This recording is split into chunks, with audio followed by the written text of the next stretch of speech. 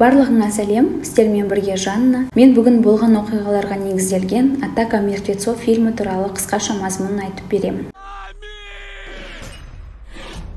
1915 жыл. 1,5 жыл бойы орыстар Осовец бекінісін қорғады. Соғыс басталғаннан бері немістер оны алуды армандады. Бірақ бекініс тұра берді. Ал 15 тамызда немістер соңғы рет оған шабуыл жасауға шешім қабылдады. Орыстар бұл жекпе-жекті батыл қабылдады. Неміс және орыс әскерлері үлкен шығынға ұшыраған қатты шайқас басталды. Офицер Владимир Каталинский өлімнен 1 сантиметр қашықтықта болады. Бірақ оның үлкен серігі оған көмекке келеді. Сол шайқаста Владимир Архип Осиповқа қарызды қайтарып, оны неміс солдатынан құтқарады. Немістер тағы да бекіністі ала алмады және шегініп атысты бастайды. Оның барысында көптеген адамдар қайтыс болады. Владимир тірі қалады. Осы жекпе-жекте қайта-қайта жеңіліп қалуға мәжбүр болған немістер ең қатал түрде басталғанда аяқтауға шешім қабылдады. Қызыл крест өкілі газ маскалары мен улы газды білмей өзі әкеледі. Кейінірек сол өкіл адамгершілікке жатпайтындықтан хлорды қолдануға қарсы шығады. Бірақ неміс командирі біреу өлуі керек және бұл орыстар болсын дейді. Кейде екі жақтағылар қаза тапқандардың денелерін тартып алып және жаралыларға түннің астында көмектесу үшін уақытша бітімгершілікке келеді. Қызыл крест өкілі қаза тапқандардың денелерін тексеріп, олардың арасынан тірі Архипті табады және оны немістерге бермеуді шешеді. Архип неміс сарбаздарының бірінде газ маскасы киілгенін байқайды. Таңертең Владимирге Архиптің аман қалғаны туралы хабарланады және ол құтқарғаны үшін досына алғыс айту үшін оған барады. Ол оған немістердің бірінде қорқынышты көзді маска көргенін айтады. Ал Владимир білімді жігіт болғандықтан оның не туралы екенін түсінеді. Ол бүкіл компаниясын жинап, оларға бүгін өлуі мүмкін екенін айтады. Көптеген сарбаздар газдың адамды өлтіруіне күші жететініне сенбейді. Бірақ Владимир шабуылдан аман қалу қиын болатынын білді. Ол барлығына дымқыл маскалар жасауды бұйырады. Ал сарбаздар айтқанын істеуге кіріседі. Біреу сүлгіден маска жасайды, ал біреу Құдайға дұға етуді шешеді. Немістер позицияларды алады және хлорды шығарады. Өлімге әкелетін газдар дұрыс бағытта соққан желдің арқасында ол ресейлік сарбаздардың позицияларына өте тез тарады. Газдың таралуын күткеннен кейін немістер шабуылды бастайды. Олар жаудың позицияларына баяу жақындайды және көптеген жансыз денелерді көреді. Бірақ көп ұзамай олардың кейбіреулері тұрып, қарсы шабуылға шыға бастағанын байқайды. Соңғы демінде газ шабуылынан керемет түрде аман қалған әрең тірі орыс сарбаздары қарсы шабуылға шығады. Барлығы 60-қа жуық адам болды. Қалғандары қайтыс болды. Владимир Катлинский өз компаниясын батыл түрде басқарады. Архип соңғы күштерден жауға қарай жорғалайды. Немістер орыстардың тірі өлгендер сияқты шабуылға шығып жатқанын көріп, артқа қарай жүгіріп қашып кетеді. Кейінірек неміс сарбаздары бұндай оғаш тозақтан қорқып, қашу үшін көптеген адамдар тікенді қоршауларда немесе пулеметта қаза тапты деп айтады. Бұл олардың ең батыл қарсы шабуылы. Кейінірек өлгендердің шабуылы деген лақап атқа ие болды. Шабуылдан кейін көпшілігі қайтыс болды.